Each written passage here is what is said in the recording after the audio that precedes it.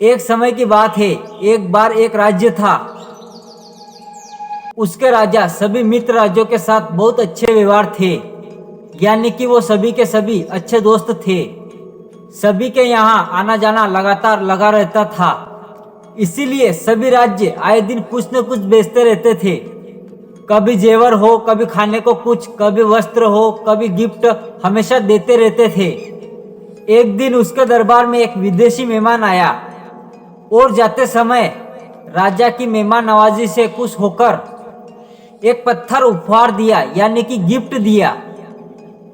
राजा को वो पत्थर बहुत अच्छा लगा। उसने उस पत्थर की भगवान की मूर्ति बनाने का हुक्म दिया अपने मंत्रियों को। राजा उस मूर्ति को अपने राज्य मंदिर में लगवाना चाहते थे। राजा की अनुमति पाकर परमिशन लेकर मंत्री एक कारीगर के पास जाता है। उसको पत्थर देकर कहता है कि इसकी अच्छी सी मूर्ति बना दो।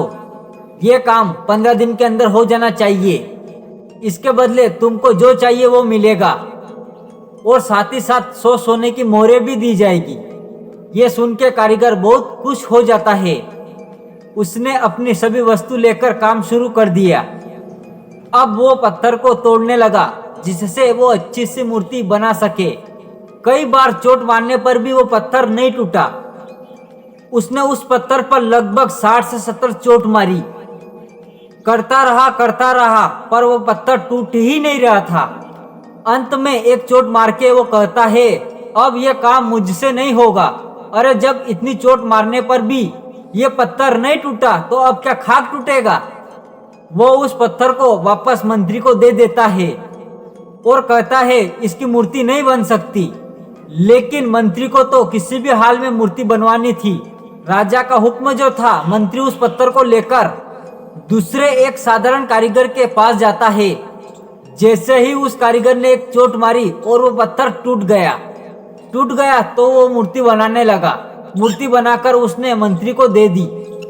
मंत्री ने उसे मोहरें दे दी और वो मंत्री जाते जाते एक ही बात सोच रहा था कि अगर उस पहले वाले कारीगर ने एक अंतिम भी प्रयास किया होता तो ये सोने की मोहरें उसकी होती।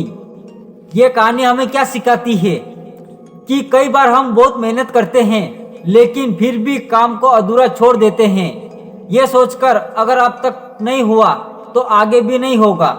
ये शायद मेरे लिए है ही नहीं, मेरे किस्मत में ही नहीं, मुझसे होगा भी नहीं। पर असलियत में आपको एक बार और कोशिश करने की जरूरत है, थोड़ी सी मेहनत और करने की जरूरत है, थोड़ा सा पेशेंस और रखने की जरूरत है।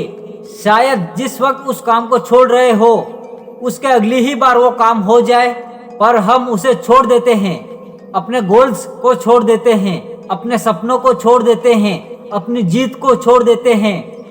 तो ये कहानी आपको ये सिखा रही है कि जिस कारण कुछ समय तक आपका काम नहीं हुआ तो इसका मतलब ये नहीं कि आप रुक जाए या फिर हार मान ले, क्योंकि मेहनत अपना असर जरूर दिखाती है। किसी को जल्दी तो किसी को देर से, लेकिन असर जरूर दिखाती है। तो हारो मत, बस मेहनत करते रहो, नए नए तरीके ढूंढते रहो जिससे आपका काम हो जाए, जिससे आपको आपके गोल्स मिल जाए, आप सफल हो जाए।